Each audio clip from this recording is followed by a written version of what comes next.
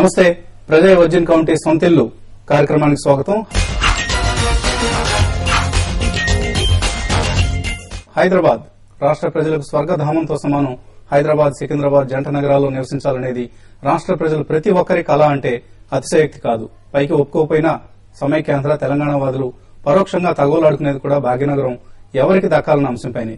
మరి రాష్ట్ర ప్రజల నుంచి ఇంతటి క్రేజు, మోజు సంపాదించుకున్న మహానగరం రోజు రోజుకు విస్తరించుకుంటూ పోతే వలస వస్తున్న వేలాది మందికి ఇక్కట్లు తప్పవు ఇక్కడ ఉన్నవారితో పాటు. అందుకే 2 ఏళ్ల పాటు జరిపిన కసరత్తు తర్వాత రానున్న 20 ఏళ్లలో నగర అభివృద్ది కోసం హైదరాబాద్ మహానగరాభివృద్ది సంస్థ HMDA బృహత్ ప్రణాళిక లేదా మాస్టర్ ప్లాన్ 2031ని రూపొందించింది. గ్రేటర్ నగరంపై భారాన్ని తగ్గించేందుకు ఉద్దేశించిన ఈ ప్రక్రియ 4 దిక్కులా అభివృద్దిని మోసుకెళ్లే అవకాశం కల్పించిందా? నగరానికి 4 వైపులా జనారణ్యం విస్తరించేలా అధికారులు ముందు చూపుతో వ్యవహరించారా? అందరి సొంత ఇంటి కళ నెరవేర్చేందుకు ఈ బృహత్ ప్రణాళికలో ఎటువంటి ఏర్పాట్లు ఉన్నాయి? మాస్టర్ ప్లాన్ నిజంగానే అమలైతే రాజధానిలో రియల్ ఎస్టేట్ మార్కెట్ ప్రయాణం ఎలా ఉండబోతోంది? తదితర అంశాలపై చర్చించేందుకు స్టూడియోలో ప్రస్తుతం వివిఎల్ఎన్ శర్మ గారు, ప్లానింగ్ కన్సల్టెంట్ HMDA, అలాగే సి శేఖర్ రెడ్డి, ప్రెసిడెంట్ క్రెడాయ్ ఆంధ్రప్రదేశ్ మనతో ఉన్నారు. ఈ ప్లాన్ అనేది ప్రజలకు చాలా అవసరమైన ఐటమ్ ఇది.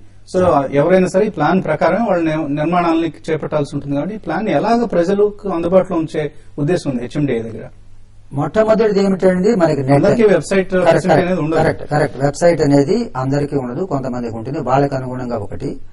రెండోది మా యొక్క ఇప్పుడు యోచన ఏమిటంటే దాన్ని డిస్ట్రిక్ట్ లెవెల్, మండల్ లెవెల్ కూడా తీసుకువెళ్లాలి. కాబట్టి మన ప్లాన్స్ ఆల్రెడీ మా దగ్గర ఉన్నాయి.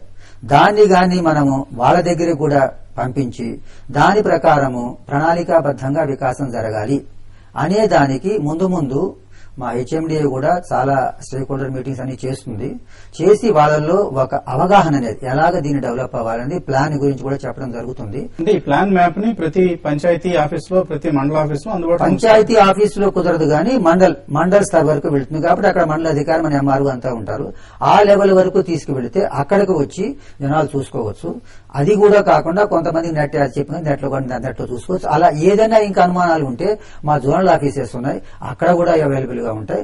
అది కూడా కాదంటే ఎలాగో తార్నాక్ హెడ్ క్వార్టర్స్ ఉంది. కాబట్టి DVD రూపంలో ఉంటుంది. ఎవరు ఎప్పుడు వచ్చినా కూడా చెప్పడానికి అధికారులు ఎప్పుడు తయారీగా ఉంటారు.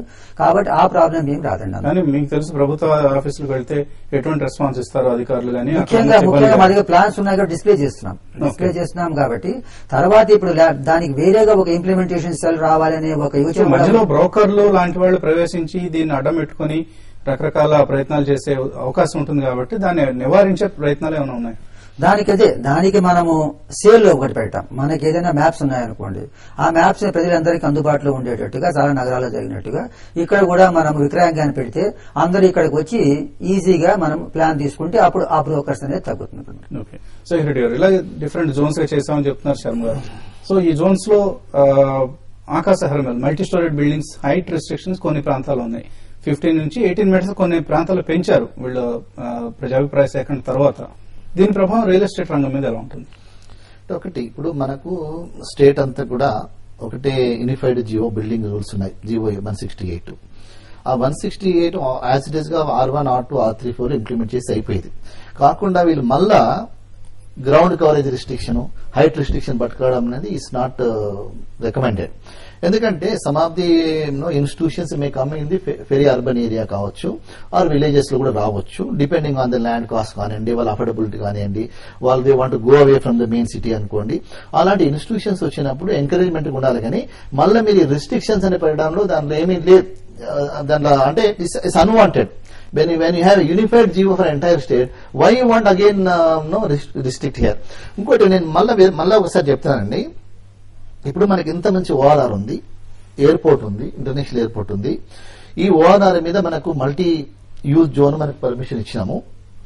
అక్కడ రెసిడెన్షియల్ గా చాలా రావడానికి స్కోప్ ఉంది. అక్కడి నుంచి రీజనల్ రోడ్స్ ఏదైతే మనం ఐడెంటిఫై చేస్తే అక్కడ మీకు 13 అర్బన్ నోడ్స్ ఉన్నాయి. అంటే ఆల్రెడీ డెవలప్డ్ టౌన్స్ ఉన్నాయి, అక్కడ సెటిలైట్ టౌన్స్ అనుకోండి. ఇవన్నీ ఆ 4 డిస్ట్రిక్ట్ల నుంచి ఉన్నాయి, ప్లస్ బియాండ్ అదర్ డిస్ట్రిక్ట్స్ కూడా ఉన్నాయి. ఈ రీజనల్ రోడ్ మీద కనుక మీరు ఇయర్ మార్క్ చేస్తే ఈ 15 అర్బన్ నోట్స్ మీద ఒక 20,000 ఎకరాలు అక్కడ ప్రతి చోట 10,000 ఎకరాలు 20 ఎకరాలు చేస్తే ఎందుకంటే ఒక్కొక్క ఇండస్ట్రియల్ గ్రూప్ ఏమొచ్చినా 500 ఎకరాలు 1000 ఎకరాలు 5,000 ఎకరాలు తీసుకుంటున్నారు. They themselves are running industrial estate. అలాంటి స్కోప్ ఉన్నది కాబట్టి ఇక్కడ ఉంది కాబట్టి ఇప్పుడు మీరు ఓఆర్ఆర్ మీదకి వెళ్ళిపోతారు. అడిగి ఇక్కడ నివసించే వాళ్ళు అటు పోతారు, ఇండస్ట్రీలో వర్క్ చేస్తారు, they will come back. So this will definitely decentralise entire city. ఏది కోర్ సిటీ డీసెంట్రలైజ్ చేస్తుంది. ప్లస్ రీజనల్ డెవలప్మెంట్ కావాల్సిన స్కోప్ ఉంది. ఈ యొక్క ఓఆర్ఆర్ నుంచి ఈ 4 డిస్టిక్లే కాకుండా వేరే డిస్టిక్ నుంచి వచ్చి కూడా అక్కడ ఇన్వెస్ట్మెంట్ చేయడానికి స్కోప్ ఉంది, అక్కడ నుంచి వచ్చి వర్క్ చేయడానికి కూడా స్కోప్ ఉంది. కాబట్టి అది ఇలాంటి మంచి అవకాశము వేరే సిటీస్ కి ఇంత గొప్ప అవకాశం ఉంది అని అనుకోను. We have miss that, but it's not lost. మనకి ఇది లాస్ట్ కాదు. We can again revise the master plan. Another 6 months లో 1 year లో మనం రివైజ్ చేసి ఇమ్మీడియట్ గా ఇది ఒక కరెక్షన్ చేయగలిగి if you can send the right signal to the investors across the globe, వాళ్ళు డెఫినెట్ గా ఈ యొక్క ఢిల్లీ బాంబే కారిడార్ ఏది నడుస్తుందో మనము అవుటర్ ఈ రీజనల్ రింగ్ రోడ్ ను కూడా ఆ విధంగా కారిడార్ చేయడానికి చాలా స్కోప్ ఉంది ఇక్కడ. ల్యాండ్ యూసేజ్ ప్యాటర్న్ ని కూడా మనం మార్పు చేసుకోవాలనుకుంటే మాస్టర్ ప్లాన్ సూచించినట్లు కాకుండా ఇతరత్ర అవసరాలకు వాడుకోవాలన్న ఎవరికైనా పర్పస్ ఉంటే అది మాస్టర్ ప్లాన్ రూపొందించిన తర్వాత ఎటువంటి వీలుంది? From the beginning our policy is very dynamic. మన దగ్గర పెనాల్టీ కట్టేస్తే చాలు, లేకపోతే as and when required people are individual going and getting the change of land use. నేనేమన్నా ఈ యొక్క విషయం మనకు తెలుసు, అక్రాస్ ద గ్లోబ్ నాకు తెలియదు. మీరు ల్యాండ్ ఇయర్ మార్క్ చేయండి. నెక్స్ట్ 5 years కి ల్యాండ్ ఇండస్ట్రియల్ ల్యాండ్ మేము ప్రొవిజన్ ఇస్తున్నాము కావాలంటే రండి అంటే that will give more positive signals to the investors. సాగు భూములు అంటూ కొన్ని కేటాయించారు. ఆ భూముల్ని కనుక ఒకవేళ రెసిడెన్షియల్ పర్పస్ మార్చుకోవాలంటే ఇంత ముందులాగా నాలా ట్యాక్స్ కట్టేసి మార్చుకోవడం సాధ్యమే. ఇందులో కూడా out side the HMDA what you said is they have to go to collector and apply, but with in the HMDA area మాత్రం డెఫినెట్ గా the plan has to, the proposal has to go to the government and government gazette notification ఇచ్చిన తర్వాతనే public opinion తీసుకున్న తర్వాతనే చేస్తుంది. అంటే ఒక master plan ఏదైతే ప్రాసెస్ ఉందో ఒక ల్యాండ్ చేంజ్ వాళ్ళకి సేమ్ ప్రాసెస్ ఉంది. అలాగే భారీ టౌన్షిప్ నిర్మాణం ప్రతిపాదన కూడా మీరు అన్నట్లుగా శాటిలైట్ టౌన్షిప్స్ ప్లాన్స్ ఉన్నాయి. ఓవరాల్ చుట్టూ ఇందాక మీరు అన్నారు 46 చిన్న చిన్న టౌన్స్, అలాగే 13 అర్బన్ నోడ్స్ అండ్ 3 zones గా మీరు కేటాయించారు. Of course 4 zones. వీటన్నిటి ప్రభావం రియల్ ఎస్టేట్ మార్కెట్ మీద ఎలా ఉంటుంది? అంటే రియల్ ఎస్టేట్ దీంట్లో కొత్తదనం నాకేం కనిపించలేదు. Everybody knows the what is HMD area. Okay, కాకపోతే మాస్టర్ ప్లాన్ ఇంపాక్ట్ అయితే రియల్ ఎస్టేట్ ఇండస్ట్రీ మీద ఏమీ పెద్దగా కనపడే అవకాశం లేదు. Unless there is employment creation in those areas, extended areas. మనకు అక్కడ డెవలప్మెంట్ స్కోప్ లేదు. దీన్ని బట్టేసి ఇప్పుడు డెవలపర్ అక్కడ కట్టాలంటే కట్టడు. శర్మ గారు, ఇంత ముందు చాలా గందరగోళం నెలకొంది. ముందుగా ఏవో కట్టడాలు, దాని తర్వాత దాని రెగ్యులర్ చేయించుకోవడాలు, ప్రభుత్వమే స్వయంగా బీపీఎస్ ఎల్ఆర్ఎస్ లాంటి స్కీములు పెట్టాలి, ఇవన్నీ జరిగాయి. మాస్టర్ ప్లాన్ వచ్చిన తర్వాత కూడా మళ్ళీ ఇదే తంతు ఇదే తతంగం కొనసాగుతుందా?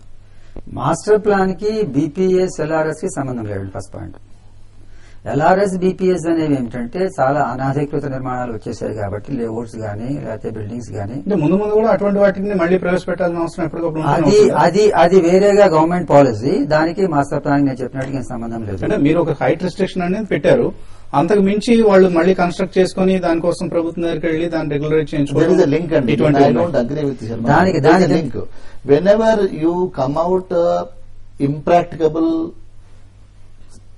guidelines with the master plan which people cannot accept, the unauthorized construction will come. దానికి మీరు ఎన్ఫోర్స్మెంట్ మెకానిజం లేకుండా మీరు తీసుకురావడం వల్ల జరిగినాయి. అది ఇందులో కూడా ఉన్నాయి కొన్ని. ఇప్పుడు ఇందులో కూడా ఈడబ్ల్యూఎస్ ఎల్ఐజీ ప్రొవిజన్స్ ఉన్న లేఅవుట్స్ ఉన్నాయి. లెస్ దెన్ లేఅవుట్ ఉండాలంటే 10 acres మినిమం ఉండాలన్నారు. 10 acres లోపల ఉంటే ఏం చేయాలో దానికి ఆన్సర్ ఎక్కడ ఉంది? ఏం చేయాలా? మీకుంది ల్యాండ్, ఒక 6 acres ల్యాండ్ ఉంది. What should you do with 6 acres? అలా ఇంప్రాక్టికబుల్ కండిషన్స్ వచ్చినప్పుడు మాస్టర్ ప్లాన్ లో మీరు ప్రొవిజన్ ఇచ్చినప్పుడు వైలేషన్ జరుగుతాయి. సో దానికి మీరు డెఫినెట్ గా master plan is also a tool where you should address the peoples requirement, practical difficulties చేయకుండా గవర్నమెంట్ వేరే ఎన్ఫోర్స్మెంట్ వస్తుంది సపరేట్ గా అంటే అది రావట్లేదు, ఫెయిల్ అవుతుంది. ఎన్ఫోర్స్మెంట్ చూపించాల్సిందే. ఎన్ఫోర్స్మెంట్ లో కానీ ఎగ్జిక్యూషన్ లో కానీ మనం ఫెయిల్ అవుతున్నాం. అది చూడండి, ఇప్పుడు ఒకటి ప్లానింగ్, ఒకటి ఎన్ఫోర్స్మెంట్, ఒకటి రెండు వేరు వేరు విషయాలు. ఫస్ట్ ప్లానింగ్ జరుగుతుంది, దాని తర్వాత ఎన్ఫోర్స్మెంట్. ఎన్ఫోర్స్మెంట్ స్ట్రిక్ట్ గా లేదు అంటే దాని అర్థం ఏమిటి? చేతికి ఏదైనా మనకి ఏదైనా మైలం ఉందంటే చేతిని కట్ చేసుకోవడం కాదు, దాన్ని శుభ్రపరచుకోవడానికి మనం రకరకాల ఉపాయాలు ఆలోచించాలి. అలాగే ఎన్ఫోర్స్మెంట్ బాగుండలేదు కాబట్టి ఎన్ఫోర్స్మెంట్ ని మెరుగుపరచడానికి మనం ప్రయత్నాలు చేయాలి దానికి. అంతేగాని ఇప్పుడు ప్లానింగ్ వల్ల ఎన్ఫోర్స్మెంట్ బాగుండలేదు లేకపోతే ఇంప్రాక్టికల్ ప్లానింగ్ వల్ల అని కాదు. హెచ్ఎండిఏ బృహత్ ప్రణాళిక 2031 ప్రత్యేక కార్యక్రమంలో ఇప్పుడు ఒక చిన్న విరామం.